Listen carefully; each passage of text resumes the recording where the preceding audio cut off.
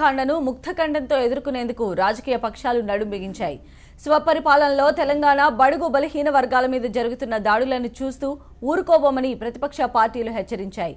బాధితులకు 10 లక్షల నష్టపరిహారంతో పాటు సిట్టింగ్ జడ్జితో ఈ ఘటనపై విచారణ జరిపించాలని డిమాండ్ చేశాయి.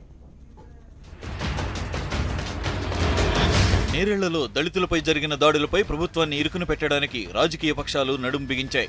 అవమానాల నుండి అధికారం వైపు అడుగులేసిన, స్వరాష్ట్రంలో స్వీయ పరిపాలనా పగ్గాలు అందుకున్న బలహీన వర్గాల ప్రజల బ్రతుకులకు భరోసా మాత్రం కల్పించలేకపోయామని అఖిలపక్ష నేతలు ఆవేదన వ్యక్తం చేస్తున్నారు. నేరేళ్ల బాధితులకు న్యాయం జరిగే వరకు పోరాడతామని అంటున్నారు. దళితులని ఇల్లీగల్ పోలీస్ కస్టడీలో టార్చర్ చేస్తే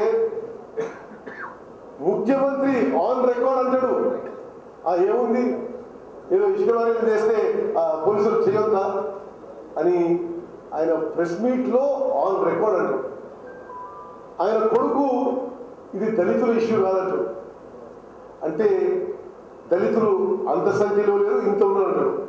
అంటే బీసీలైనా మైనారిటీలైనా ఇంకో కులమైనా పోలీసులు ఇల్లీగల్ కస్టడీ తీసుకుని 3rd డిగ్రీ టార్చర్ చేయవచ్చా? నేరేళ్ల దళితులపై పోలీసుల దురుసు ప్రవర్తనకు ప్రభుత్వం ఏం సమాధానం చెబుతుందని ప్రజా సంఘాల నేతలు ప్రశ్నిస్తున్నారు.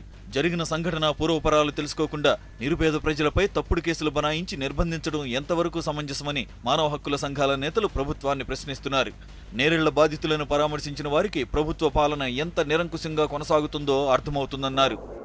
ఎంతో మంది పోలీస్ టార్చర్ గురైన వాళ్ళ స్టేట్మెంట్ రికార్డ్ చేసిన ఎంతో మంది కేసులు సోమోటుగా తీసుకునే హ్యూమన్ రైట్ కోర్టుగా ఫస్ట్ అడిషనల్ డిస్ట్రిక్ట్ జడ్జిగా బాధ్యత ఉన్నప్పుడు కానీ ఇంతటి టార్చర్, ఇంతటి అమానుషిత్వం, ఇంతటి రాక్షసత్వం, ఇంతటి క్రూరమైన హింస నా జీవితంలో ఎప్పుడు చూడలేదు.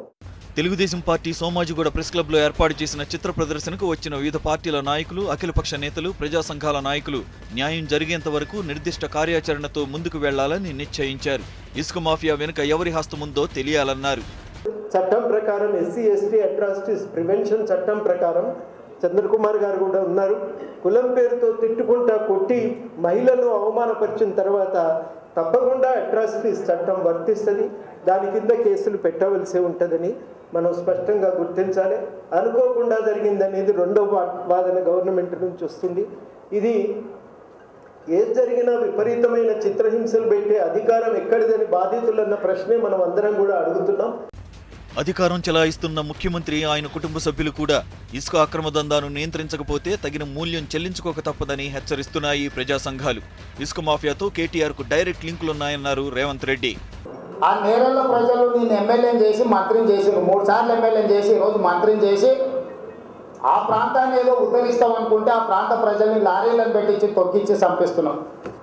10 మంది చనిపోయినా ఇంతవరకు ఒక్క కుటుంబాన్ని పరామర్శించలేదు. 8 మందిని గొడ్లను బాదినట్టు బాదిన 4 రోజులు పోలీస్ స్టేషన్లో నిర్బంధించి మీ వ్యాపారానికి అడ్డం వచ్చిందని అక్కస్తోటి కోపంతో గొడ్లను కొట్టిన దానికంటే కూడా అధ్వానంగా కొడితే 40 రోజుల వరకు వాళ్ళని పరామర్శించక మొన్న పోయి చూసి వచ్చి ఈరోజు ఆయన సన్నాయి నొక్కుతున్నాడు. నేరేళ్ల ఘటన బాధ్యులను విధుల నుంచి తొలగించాలని, బాధితులకు 10 లక్షల నష్టపరిహారంతో పాటు ఇంటికో ఉద్యోగం ఇవ్వాలని ప్రతిపక్షాలు డిమాండ్ చేస్తున్నాయి.